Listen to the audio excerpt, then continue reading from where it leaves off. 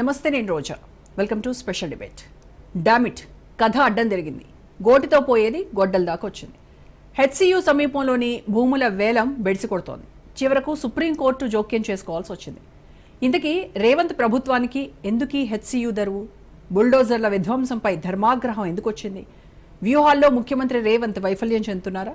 భూముల వేలంపై ముందుకెళ్తారా, వెనక్కి వెళ్తారా? ల్యాండ్ లడాయిపై ఇవాల్టి స్పెషల్ డిబేట్. కంచగచ్చిబౌలిలోని 400 ఎకరాల్లో చెట్ల కూల్చివేతను తక్షణం నిలిపివేయాలని సుప్రీంకోర్టు తెలంగాణ ప్రభుత్వాన్ని ఆదేశించింది. అయితే తదుపరి ఆదేశాలు ఇచ్చేంత వరకు ఎట్టి పరిస్థితుల్లోనూ పనులు కొనసాగించకూడదని స్పష్టం చేసింది. హెచ్సియు సమీపంలో బుల్డోజర్లతో కూల్చివేతలు జరుగుతున్నాయి. దీంతో జస్టిస్ గవాయ్, జస్టిస్ అగస్టిన్ జార్జ్తో కూడిన ధర్మాసనం విచారణ చేపట్టింది. సర్వోన్నత న్యాయస్థానం తీవ్ర వ్యాఖ్యలు కూడా చేసింది. పర్యావరణ విధ్వంసం చాలా తీవ్రమైన విషయము అన్న సుప్రీంకోర్టు చట్టాన్ని మీ చేతిలోకి తీసుకుంటారా అంటూ రేవంత్ సర్కార్ని నిలదీసింది. కంచగచ్చిబౌలి భూముల్లో చెట్ల నరికివేత సహా అన్ని పనులను తక్షణమే నిలిపివేయాలంటూ స్టే విధించింది.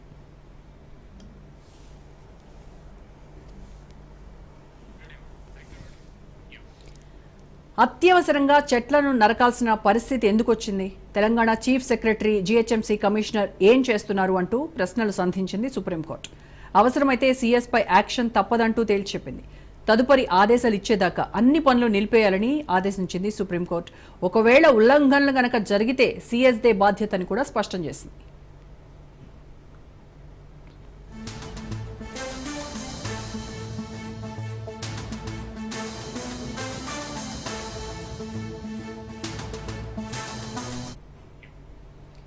సర్వోన్నత న్యాయస్థానం తెలంగాణ సీఎస్కు పలు ప్రశ్నలు సంధించింది. వాటికి ఏప్రిల్ 16లోగా సమాధానాలు ఇవ్వాలని ఆదేశించింది. అటవీ భూములుగా చెప్తున్న ప్రాంతాల్లో చెట్లను తొలగించి అత్యవసరంగా అభివృద్ధి పనులు చేపట్టాల్సిన అగత్యం ఏమొచ్చింది?